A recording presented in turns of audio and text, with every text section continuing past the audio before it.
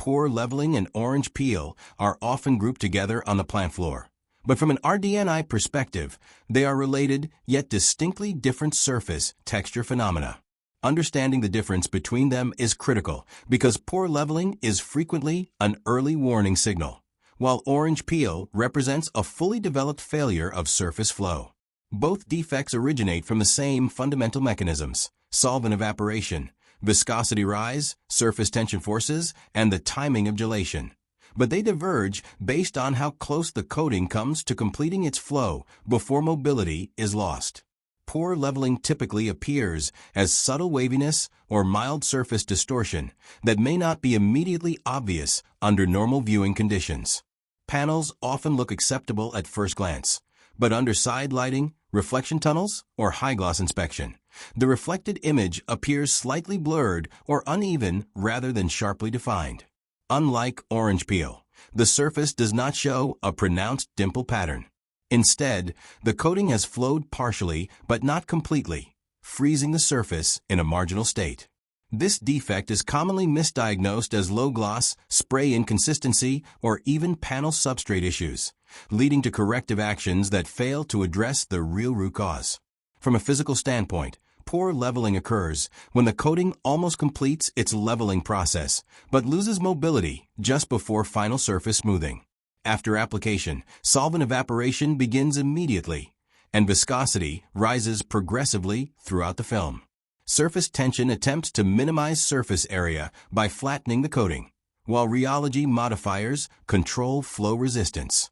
In poor leveling cases, the viscosity rise intersects the flow curve too early, meaning the film reaches a semi-gelled state before surface tension can fully flatten micro-roughness. The leveling window is therefore present but too narrow. This contrasts with orange peel, where the leveling window is either extremely short or effectively non-existent due to rapid surface skinning or excessive viscosity. Formulation-related causes play a major role in poor leveling. Low shear viscosity is often slightly higher than optimal, not enough to cause obvious orange peel, but sufficient to slow final flow. Solvent balance is frequently marginal, with insufficient slow or tail solvents to sustain mobility during the final stages of leveling. Fast and medium solvents may evaporate correctly, but the lack of slower components causes the film to lose internal flow prematurely. In many OEM plants, poor leveling appears seasonally when ambient temperature rises and solvent evaporation accelerates, while formulations remain unchanged. Additives such as flow and leveling agents can offer limited improvement by reducing surface tension gradients and assisting wet film mobility, but their effect is incremental rather than corrective. Typical dosages are low, and overdosing can easily introduce secondary defects such as craters, fisheyes, or intercoat adhesion issues. RD&I best practice treats additives as tuning tools rather than solutions. Process conditions frequently push marginal formulations into poor leveling territory. Flash-off time is a critical parameter. When flash-off is shortened, whether intentionally to increase throughput or unintentionally due to line speed changes, the coating may enter the oven or curing phase before final flow is complete. The surface then gels rapidly, locking in residual waviness. Film thickness also contributes significantly. Thin films may lack sufficient mass for surface tension-driven leveling, while thicker films increase solvent retention, but can still suffer poor leveling if solvent balance is incorrect. Viscosity control at application temperature is essential. Even small temperature variations can raise viscosity enough to narrow the leveling window. Spray technique usually plays a secondary role compared to orange peel, but inconsistent overlap or variable gun speed can locally worsen poor leveling in sensitive systems. Environmental conditions amplify these effects. Elevated booth temperature and increased airflow accelerate surface solvent evaporation, reducing open time. Cold substrates increase viscosity at deposition, reducing flow potential. Relative humidity can indirectly influence solvent evaporation rates and surface cooling. OEM plants often observe poor leveling as a leading indicator that environmental conditions are drifting out of the process window, even before visible orange peel or other texture defects emerge.